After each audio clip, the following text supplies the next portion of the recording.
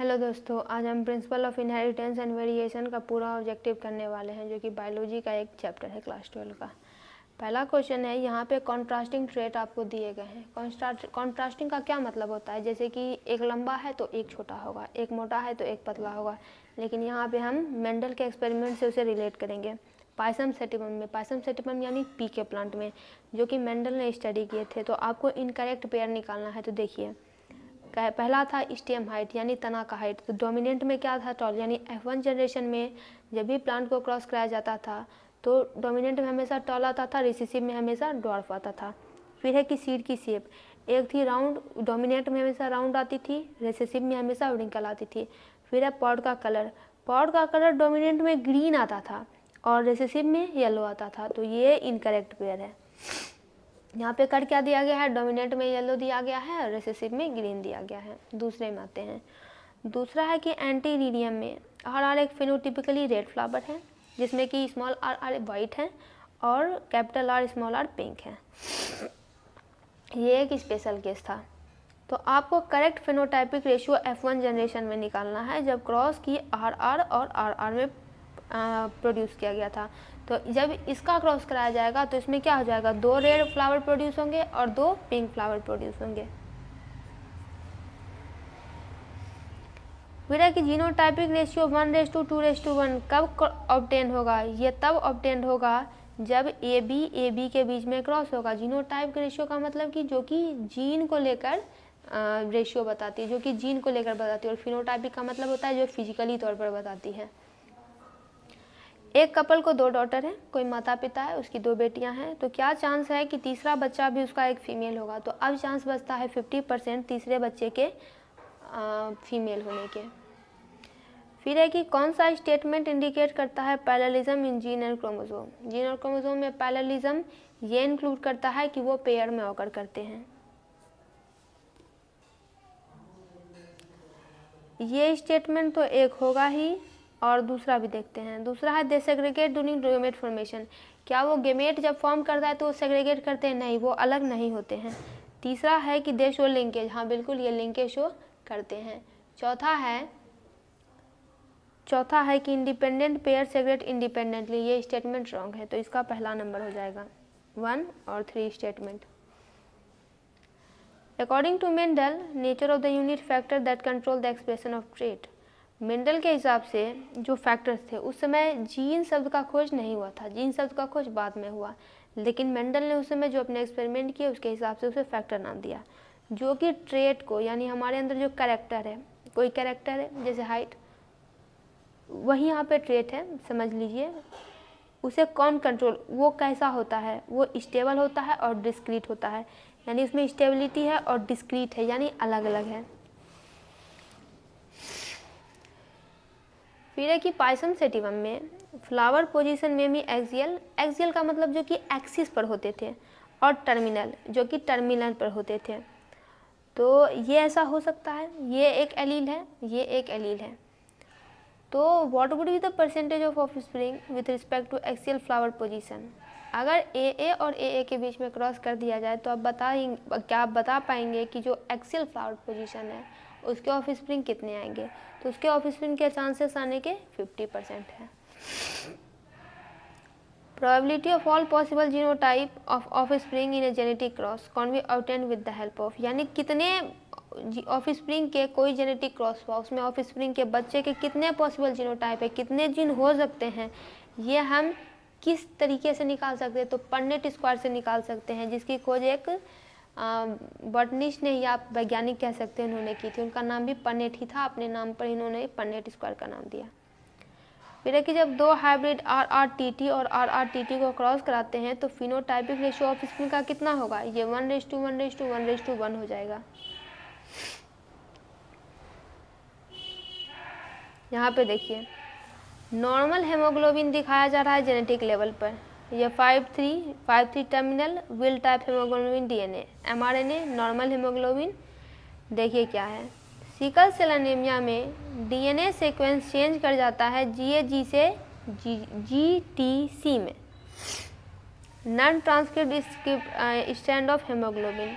तो आपको given mutation का करेक्ट रिजल्ट चुनना है, इसका करेक्ट रिजल्ट चुनना है। आपको पता होगा कि सिकल सेल एनीमिया में जो कि हेमोग्लोबिन होते हैं वो सिकल शेप के हो जाते हैं। तो इसमें क्या होता है, रिजल्टेंट mRNA GUG हो जाता है और रिजल्टेंट पॉलीपेप्टाइड वेलाइन हो जाता है। एक प्लांट ब्रीडर ने क्रॉस किया एक प्योर ब्रीड टॉल प्लांट, उसके वाइट फ्लावर थे। उसका क्रॉस हुआ है प्योर ब्रीड ड्वार्फ प्लांट जिसके ब्लू फ्लावर थे। उसे क्या मिला, 202 F1 प्रोजेनी मिली और उसे पता चला कि ये तो सारे टॉल हो गए और सारे ब्लू फ्लावर हो गए, यानी कि ये ब्लू फ्लावर जो है डोमिनेंट हो गया और ये टॉल भी हो गया। F1 जनरेशन में तो यही एक्सप्रेस होता है। फिर उन्हें क्या करता है, सेल्फ पोलिनेशन के लिए छोड़ दिया जाता है। जब सेल्फ पोलिनेशन करा दी गई तो अब कितने बच्चे आए, तो 160 प्लांट के बच्चे आए। अब देखते हैं क्वेश्चन क्या है।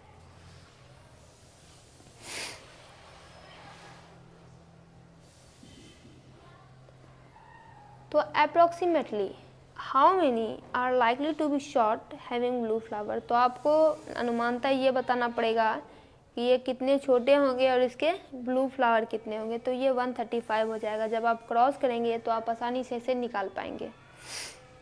फिर यहाँ पे मैच द फॉलोइंग करना है।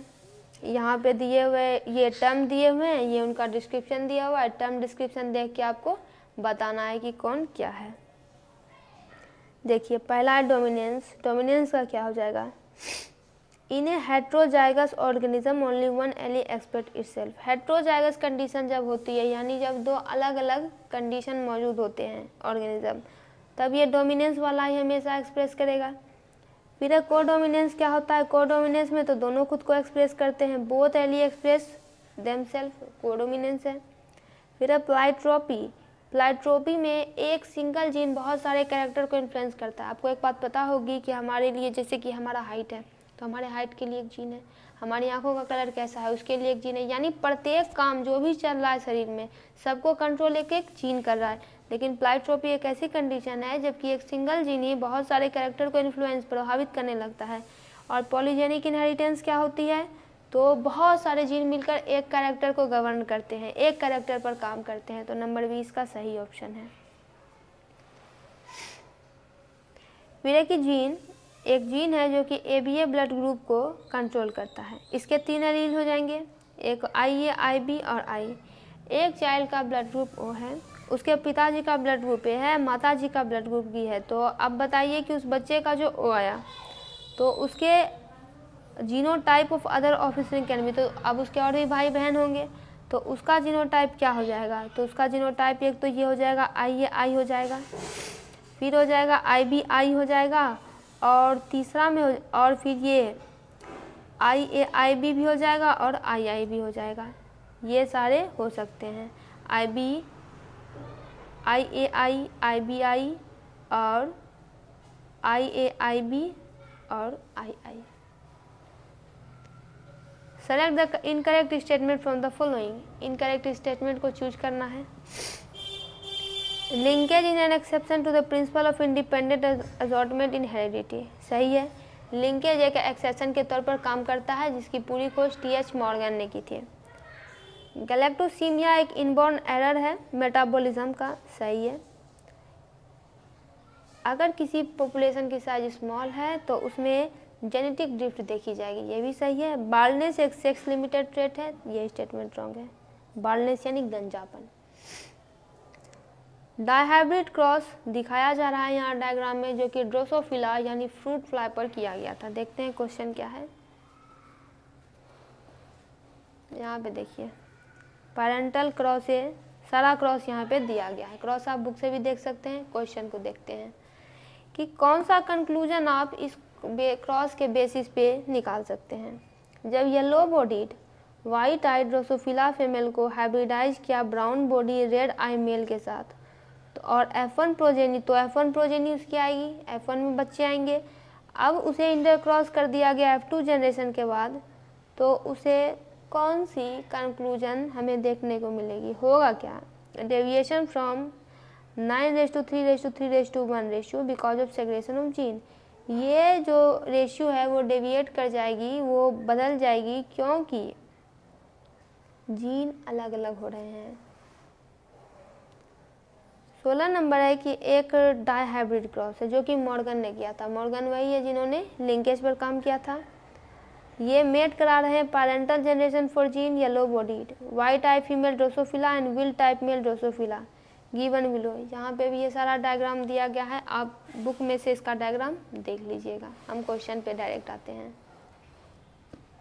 Study the result of 10 of the F2 जेनरेनी। F2 progeny में जो रिजल्ट आता है उसको स्टडी कीजिए और इससे F2 जनरेशन में जो आएगा उसके लिए सही स्टेटमेंट चुनिए। तो सही स्टेटमेंट क्या हो जाएगा, पैरेंटल टाइप हो जाएगा 98.7% और स्ट्रेंथ ऑफ द लिंकेज कितनी हो जाएगी, हाई हो जाएगी।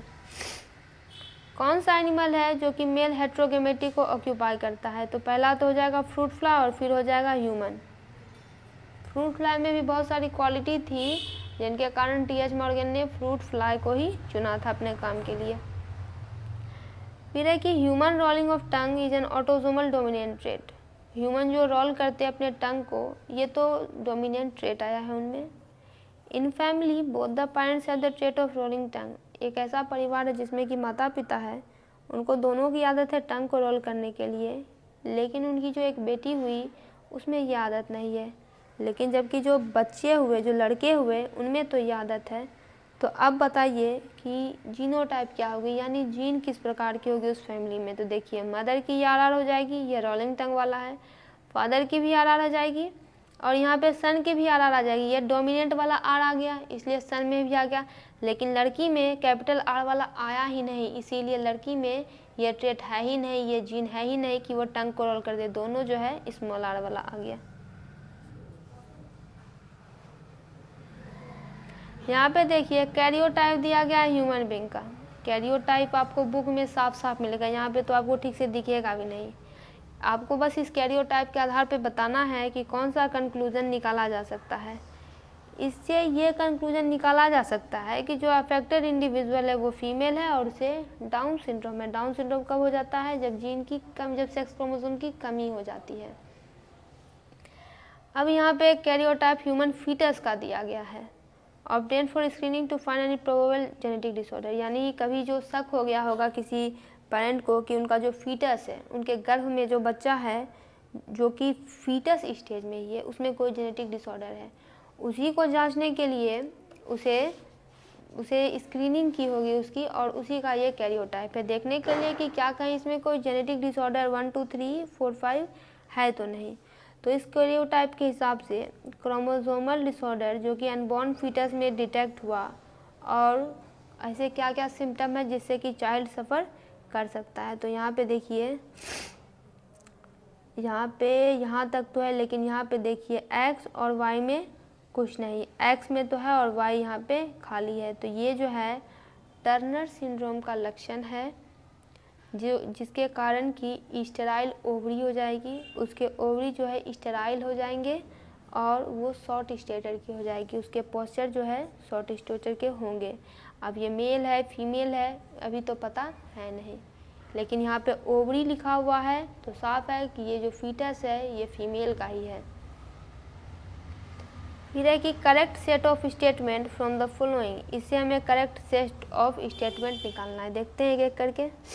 मल्टीपल इफेक्ट ऑफ जीन प्लाइट्रोपी, यही होता है प्लाइट्रोपी में एक सिंगल जीन जो है बहुत सारे कैरेक्टर को गवर्न करता है, उस पर उसकी चलती होती है। फिर आते हैं दूसरे पे, polygenic trait are expressed as an absolute और डिस्क्रीट कैरेक्टर, सही है। पॉलीजेनिक ट्रेट में अलग अलग कैरेक्टर पता चलते हैं। तीसरा है कि polygenic inheritance of bell shaped curve for expression of trait, तो क्या polygenic inheritance bell shaped curve को शो करता है ट्रेट को एक्सप्रेस करने के लिए, गलत है। सिकल सेल एनीमिया एक प्लाइट्रोपी का एग्जाम्पल है, सही है, क्योंकि सिंगल जीन बहुत सारी चीज़ों को, बहुत सारे कैरेक्टर को गवर्न करना शुरू कर देता है, सही है। फिर है कि Mendel P plant trait also show polygenic inheritance, गलत है, मेंडल का P plant polygenic inheritance show नहीं करता था।